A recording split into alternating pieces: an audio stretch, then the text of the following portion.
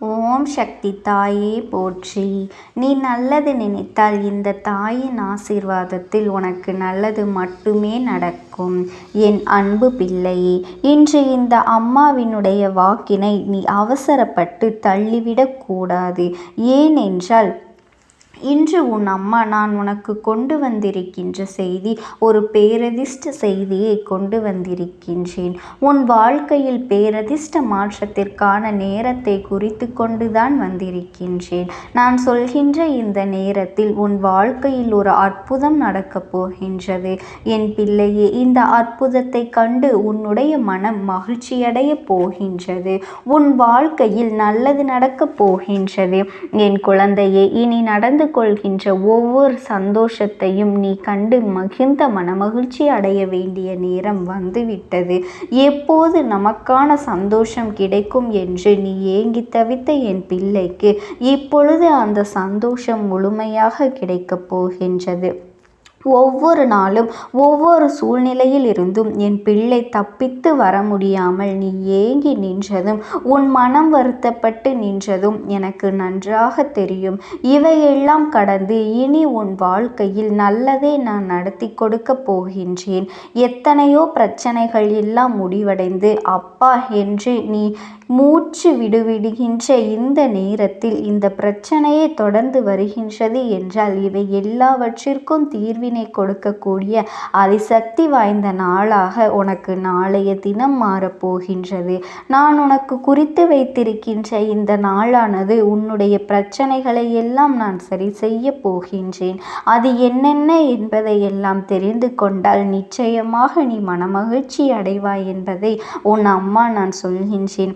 எவ்வளவு பெரிய மாற்றங்களை எல்லாம் உனக்கு ஏற்படுத்த போகின்றேன் என்பதை தெரிந்து கொண்டால் நிச்சயமாக என் பிள்ளையே, உனக்கு இதைவிட சந்தோஷம் உன்னுடைய மகிழ்ச்சியில் வேறொன்றும் இல்லை. நாளை உனக்கு உதவி செய்யக்கூடியவர் யார் என்றும் அவருடைய புகைப்படத்தோடு உனக்கு காண்பிக்க வந்திருக்கின்றேன். என் பிள்ளையே, எவ்வளவுதான் இந்த வாழ்க்கையில் உனக்கு துன்பங்களும் கஷ்டங்களும் துயரங்களும் தொடர்ந்து வந்து கொண்டே இருந்தாலும் உன்னை அதிலிருந்து மீட்டெடுக்க தெய்வமும் உன்னோடு தான் பயணித்து கொண்டிருக்கின்றது. சில பிரச்சனைகள் வாழ்க்கையில் வந்தால்தான் அதற்கு பிறகு கிடைக்கின்ற ஒரு தெளிவு நல்லபடியாக இருக்கும். ஒவ்வொரு பிரச்சனைகளும் ஒவ்வொரு விதமான சூழ்நிலையிலிருந்தும் உன்னை நிச்சயமாக மீட்டு கொண்டு வரும். எவ்வளவு கஷ்டங்களை தாண்டி வந்த நீ இப்பொழுது இருக்கின்ற பிரச்சனைகள் எல்லாம் ஒரு பிரச்சனைகளே அல்ல என்று எண்ணி இதிலிருந்து நீ நிச்சயமாக மீண்டு வந்து விடுவாய். என் பிள்ளையே, சந்தோஷத்தை அனுபவிக்க வேண்டிய காலகட்டம் உன் வாழ்க்கையில் வந்து கொண்டிருக்கின்றது. அதிலும் இந்த தாயானவள் என்னுடைய அன்பினை பெற்று நீ அதன் மூலமாக சந்தோஷத்தை நீ முழுமையாக பெற்றுக்கொள்ளப் போகின்றாய். என் குழந்தையே, யார் என்ன நினைத்தாலும் நாளை உனக்கு கிடைக்கப் போகின்ற வெற்றியை யாராலும் தடுக்க முடியாது. நாளை உன்னுடைய சந்தோஷத்தை யாருமே குறுக்கிட்டு தடுக்கவும் முடியாது, நிறுத்தவும் முடியாது என்பதனை புரிந்து கொள். உனக்கான வெற்றியினை நீ நிச்சயமாக பெற்றுக்கொள்வாய் என்பதில் எந்த ஒரு மாற்று கருத்தும் கிடையாது. என் பிள்ளையின் வாழ்க்கையில் நீங்காமல் இருக்கின்ற சோகங்கள் எல்லாம் நாளை உன்னை விட்டு விலகி ஓடும். நீ எதிர்பார்த்த சந்தோஷம் உனக்கு நிச்சயமாக நிலைத்து நிற்கும். என் செல்ல பிள்ளையே, பலவிதமான மாற்றங்களிலிருந்து நீ வெளிவர துடித்து கொண்டிருக்கின்றாய் அல்லவா? எத்தனையோ திருப்பங்களை கண்டு வேதனைகளை கண்டு நீ துவண்டு விழுகின்ற நேரத்தில் இந்த தாயானவள் உன் கண்களில் பட்டிருப்பது மட்டுமல்லாமல் உனக்கான நல்ல நேரத்தையும் நான் கொண்டு வந்திருக்கின்றேன். என் செல்ல குழந்தையே, உன் மனது படுகின்ற ஒவ்வொரு கஷ்டங்களுக்கும் யாரையும் இனி நீ குறை சொல்லவே கூடாது. யாரிடத்திலும் எந்த ஒரு விஷயத்தையும் நீ தேடாதே. உனக்குள் தான் எல்லாமும் இருக்கின்றது. நிம்மதியும் சரி, கஷ்டமும் சரி என் குழந்தையே, துன்பங்களும் சரி, சந்தோஷமாக இருந்தாலும் சரி, எதுவாக இருந்தாலும் சரி, எல்லாமே உனக்குள் தான் இருக்கின்றது என்பதனை நீ புரிந்து கொண்டு இன்று ஒரு நாள் மட்டும்தான், இன்று ஒரு நாள் இரவு மட்டும்தான் என்பதனை நீ மறந்து விடாதே. உன்னுடைய கஷ்டங்கள் இன்றோடு உன்னை விட்டு முறிந்துவிடும். என் குழந்தையே, என் வேளையே நான் நினைத்தது போல உன் வாழ்க்கையில் அதிசயத்தை நான் நடத்தப் போகின்றேன். நான் இனிமேல் இது இல்லை என்று உன்னிடத்தில் சொல்ல மாட்டேன். அம்மா தரமாட்டேனா என்று இனி நீ நினைப்பதற்கு வாய்ப்பே கிடையாது. ஏனென்றால் நாளை அத்தனை பெரிய அதிர்ஷ்ட நாள் என்பதனை நீ மறந்து விடாதே. என் தங்க குழந்தையே, நாளை உன்னுடைய இல்லத்திற்கு வரப்போவது யாராக இருக்க முடியும்? என் பிள்ளையே, அத்தனை தெய்வங்களின் ரூபமாக விளங்கக்கூடிய மகாவிஷ்ணு உன்னுடைய இல்லத்திற்கு நாளை வந்து உனக்கான ஆசிகளை வழங்குவார்கள் என்பதனை நீ மறந்து விடாதே. என் தங்கமே, உனக்கு உன் வாழ்க்கையில் பல திருப்பங்களை கொடுக்கக்கூடிய நாளாக நாளைய நாள் இருக்கும் என்பதையும் மறந்து விடாதே. ஒவ்வொருவருக்கும் பிரச்சனைகள் வரும்போது எல்லாம் துவண்டு போய் விடுகின்றோம். மனதில் வேதனையோடு நின்று கொண்டிருக்கின்றோம். ஆனால் இதற்கெல்லாம் தீர்வு உன்னுடைய முகத்தில் இருக்கின்ற அந்த சிறு சிறு புன்னகையில் இருக்கின்றது என்பதனை அந்த நொடி உனக்கு நினைவிற்கு வந்துவிட்டால் இந்த பிரச்சனைகள் எல்லாம் உன்னை விட்டு காணாமல் போயிருக்கும். என் செல்ல குழந்தையே, கஷ்டமும் துன்பமும் தொடர்ந்து வரும் பொழுது இந்த நொடி இந்த பிரச்சனைகளை எல்லாம் கடந்து உன்னால் வாழ முடியும் என்கின்ற நம்பிக்கையோடு ஒரு சிறு புன்னகையை உன்னை பார்த்து நீயே கண்ணாடிக்கு முன் நின்று சிரித்து பார். நிச்சயமாக என் பிள்ளையின் மனதிற்குள் ஒரு மிகப்பெரிய மாற்றம் வந்துவிடும். இந்த நிலையையும் நம்மால் கடந்து செல்ல முடியும் என்ற மனதைரியம் வரும். இந்த நொடியையும் நம் வாழ்க்கை கடந்து போகும். இது நமக்கு நிரந்தரமல்ல என்கின்ற உணர்வு உனக்குள் நிச்சயமாக வந்துவிடும். என் பிள்ளையால் எந்த ஒரு விஷயத்தையும் இதையெல்லாம் சாதிக்க முடியும். என் குழந்தையால் இந்த விஷயத்தை நிச்சயமாக முடித்து நிமிர்ந்து நிற்க முடியும். என் குழந்தையே, உனக்கான நன்மைகளை நீ பெற்றுக்கொள்ள வேண்டும் என்பதனை நீ புரிந்து கொண்டாலே போதும். இன்றைய நாள் மட்டுமே உனக்கு பாக்கி இருக்கின்றது. நாளைய நாளில் உனக்கு அவதார புருஷனாக மகாவிஷ்ணு பெருமாள் உனக்கு உன் வீட்டிற்கு வரப்போகின்றார். அது மட்டுமல்ல, அவர்களோடு ஒன்றல்ல இரண்டல்ல அத்தனை தெய்வங்களும் உன்னுடைய வீட்டிற்குத்தான் வரப்போகின்றார்கள் என்பதனை நீ புரிந்து கொள்ள வேண்டும். என் குழந்தையே, அத்தனை தெய்வங்களின் ஆசைகளும் உனக்கு ஒரு சேர கிடைக்கப் போகின்றது. அத்தனை தெய்வங்களும் வேறு எங்கும் செல்லாமல் உன் இல்லத்திற்கு வந்து உனக்கு நல்ல ஆசிகளை வழங்கி செல்வார்கள் என்பதில் எந்த ஒரு சந்தேகமுமே கிடையாது. யார் நினைத்தும் இங்கு யார் வாழ்க்கையிலும் கஷ்டங்களை கொடுக்க முடியும் என்று நீ எண்ணினால் உன் வாழ்க்கை இன்று உன் கையில் இருந்திருக்காது. நீ தெய்வத்தின் துணையை நாடியதால் தான் இது போன்ற தீய எண்ணங்களை கொண்ட மனிதர்கள் உன்னுடைய வாழ்க்கையை விட்டு விலகி சென்று இருக்கின்றார்கள் என்பதை முதலில் நீ புரிந்து கொள். என் தங்கமே, நாளை உன் இல்லத்திற்கு வருகின்றவர்களின் புகைப்படத்தை இதற்கு மேலும் நான் காண்பிக்கத்தான் வேண்டுமா? என்ன என் பிள்ளையே, நீ வணங்கிய அத்தனை தெய்வங்களும் நாளை உன் இல்லத்திற்கு வரப்போகின்றார்கள். நீ செய்த பூஜைகளினால் தான் அவர்கள் உன்னுடைய இல்லத்திற்கு வருகின்றார்கள் என்பதனை நீ எப்பொழுதுமே தெளிவாக நம்ப வேண்டும். என் செல்ல குழந்தையே, கவலைப்படாமல் இரு. உன்னுடைய கஷ்டங்கள் எல்லாமே உன்னை பின்தொடர்ந்து வந்ததை எண்ணி வேதனைப்படாதே. எல்லாவற்றிற்கும் நாளைய விடியலில் உனக்கு முற்றுப்புள்ளி கிடைத்துவிடும் என்பதில் எந்த ஒரு சந்தேகமும் உனக்கு வேண்டாம். நாளை முதல் உன் வாழ்க்கையில் உன் கஷ்ட காலத்திற்கு முடிவு பிறந்துவிடும். நீ அடைந்த அத்தனை பிரச்சனைகளும் வேதனைகளுக்கும் இதோடு உன் வாழ்க்கையை விட்டு விலகி செல்லும். உனக்கு சோதனைகள் கொடுத்தவர்கள் எல்லாம் இனி உன் வாழ்க்கையில் உன்னை திரும்பி கூட பார்க்க நினைக்க மாட்டார்கள். ஏனென்றால் அவர்களுக்கு தெய்வங்கள் மிகப்பெரிய தண்டனையை கொடுத்துவிட்டது என்பதுதான் உண்மை. என் செல்லமே, வெளியில் சொன்னால் அவர்களின் கௌரவம் குறைந்து போய்விடும் அல்லவா? அவர்கள் செய்தது தவறு என்றாகிவிடும் அல்லவா? அதனால்தான் அந்த விஷயத்தை அவர்கள் ஒரு பொழுதும் வெளியில் சொல்ல மாட்டார்கள். என் பிள்ளையே, நன்றாக இருக்கின்றார்கள் என்று அடுத்த அவர்களை பார்த்து பொறாமைப்படாமல் நாம் எந்த நிலைமையிலாவது இருக்கின்றோமா என்று எண்ணி நீ சந்தோஷப்படு. நிச்சயமாக உனக்கான நிம்மதி உன்னை பின்தொடர்ந்து வந்து கொண்டே இருக்கும் என்பதில் எந்த ஒரு மாற்று கருத்தும் இல்லை. இந்த காலகட்டம் இல்லை என்றால் உனக்கான நல்ல நேரம் இனிமேல் தான் ஆரம்பிக்கப் போகின்றது. என் குழந்தையே, உனக்கு இந்த வாழ்க்கை கொடுத்த ஒவ்வொரு சோதனைகளும் இனிமேல் இந்த வாழ்க்கையிலிருந்து உனக்கு விலகப் போகின்றது. உன்னை மீட்டெடுக்கப் போகின்றன. இனி எதை நினைத்தும் கவலைப்பட வேண்டிய அவசியமே கிடையாது. உன்னுடைய நல்ல மனதிற்கு இந்த தாயானவளினுடைய அன்பும் ஆசீர்வாதங்களும் என்றென்றைக்குமே உனக்கு முழுமையாக கிடைத்து கொண்டுதான் இருக்கும். ஓம் சக்தி. ஓம் ஆதிபரா சக்தி. எதிர்மறை எண்ணங்களை விதைக்க முயற்சி செய்கின்றாரா என்று என் குழந்தையே நீ யோசனை செய்யாதே. இந்த தாயானவள் சொல்வதனை நீ முழுமையாக கேட்டால்தான் உனக்கு அது தெரிய வரும். நான் உனக்குள்ளே எதிர்மறையான எண்ணங்களை விதைக்கின்றேனா அல்லது நேர்மறை எண்ணங்களை கொண்டு வர முயற்சி செய்கின்றேனா என்று. என் செல்ல குழந்தையே, எல்லோரும் உன்னுடைய வாழ்க்கையில் அத்தனை எளிதாக உன்னை ஏமாற்றி விடுகின்றார்கள். அது மட்டுமல்ல, அவர்களினுடைய சில செயல்களை எல்லாம் சுயநலத்திற்காக உன்னை பயன்படுத்தி கொண்டு உன்னையும் தேவையற்ற பிரச்சனைகளில் மாட்டி விடுகின்றார்கள். அதையெல்லாம் பார்த்து கொண்டு இந்த அம்மாவினால் பொறுத்து கொள்ள முடியவில்லை. அவையெல்லாம் உன் கண்முன்தானே நடந்து கொண்டிருக்கின்றது. ஆனாலும் நீ கண்டும் காணாததும் போல இருந்து கொண்டிருக்கின்றாய். ஏனென்றால் அவர்களுக்கு நீ உன்னுடைய வாழ்க்கையில் சில நேரங்களில் அதிக முக்கியத்துவத்தை கொடுத்து விடுகின்றாய். உனக்கு அவர்களின் முழு சுயரூபம் என்னவென்பது தெரியவில்லை. அவர்களை பற்றி நீ தெளிவாக தெரிந்து கொண்டிருந்தாயானால் நிச்சயமாக இப்பொழுது வாழ்க்கையில் எத்தனை மாற்றங்கள் வந்திருக்கும் என்பதனை நீ உணர்ந்து விடுவாய்.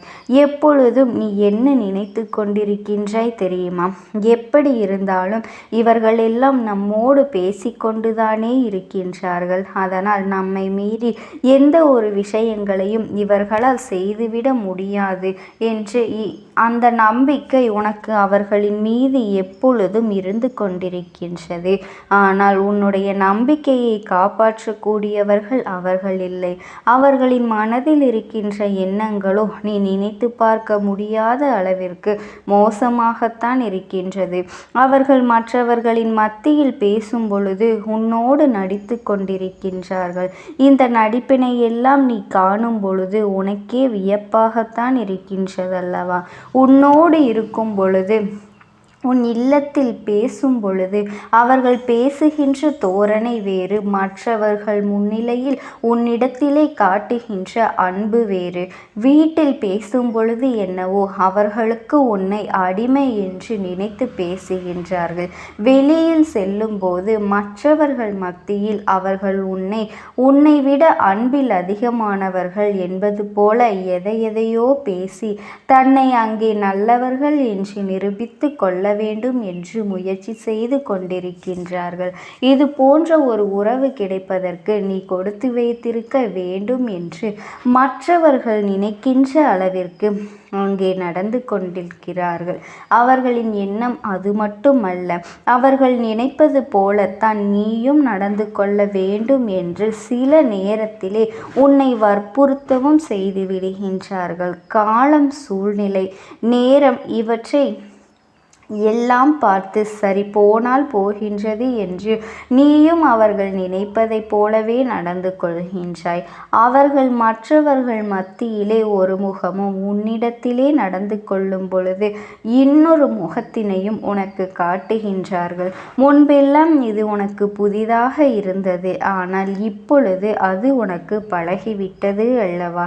என் குழந்தையே, ஆரம்பத்தில் அதிர்ச்சி கொடுத்த விஷயங்கள் எல்லாம் இப்பொழுது உனக்கு பழக பழக பாலும் புளிக்கும் என்பது போல ஆகிவிட்டது. அதனால் என் குழந்தையே, இவற்றை எல்லாம் நீ கடந்து சென்று விட வேண்டும் என்று நினைக்கின்றாய் அல்லவா? உன்னுடைய எண்ணங்கள் சரியாகத்தான் இருந்தாலும் இந்த விஷயத்தில் நீ கொஞ்சம் கூடுதலாக கவனம் செலுத்த வேண்டும்.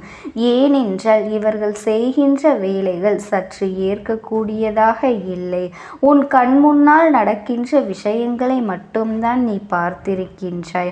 ஆனால் உன் கண்ணுக்கு தெரியாத பல விஷயங்கள், உன்னுடைய காதுகளுக்கு வந்து சேராத பல விஷயங்களை இவர்கள் எல்லாம் செய்து கொண்டிருக்கின்றார்கள். அவை எப்படிப்பட்ட விஷயங்கள், என்ன செய்து கொண்டிருந்தார்கள் என்பதை எல்லாம் உன் அம்மா நான் உனக்கு தெளிவாக சொல்லிவிடப் போகின்றேன். என் தங்க பிள்ளையே, உனக்கு ஏற்பட்டிருக்கின்ற பல பிரச்சனைகளுக்கு காரணமாக இவர்கள்தான் இருந்திருக்கின்றார்கள். இவர்கள் என்ன செய்தார்கள் தெரியுமா? நீ எத்தனைதான் விழுந்து விழுந்து அவர்களை கவனித்து கொண்டாலும், எத்தனைதான் நீயாக தேடி சென்று அவர்களுக்கு உதவிகளை செய்தாலும், அவர்களுக்கோ நீ இல்லை என்றால் நம் வாழ்க்கையில் நமக்கு கஷ்டங்கள் வந்திருக்கும் என்று தெரிந்திருந்தாலும் உன்னை ஒரு பொருட்டாகவே அவர்கள் எடுத்துக்கொள்ளவில்லை. உன்னை ஒரு பொருட்டாகவே அவர்கள் மதிப்பது இல்லை. ஆனால் நீ உன் மனதில் என்ன நினைத்து கொண்டிருக்கின்றாய்? நம்மை தவிர அவர்களுக்கு வேறு யாருமே இல்லை. அவர்களை எப்படியாவது இந்த வாழ்க்கையில் உதவிகளை செய்து முன்னேற்றி விட வேண்டும். அவர்களுக்கு துணையாக இருக்க வேண்டும். நாமும் அவர்களுக்கு உதவிகளை செய்யவில்லை என்ற அவர்களுக்கு யாருமே இல்லையே என்று சில நேரங்களில் நீ நினைக்கின்றாய்.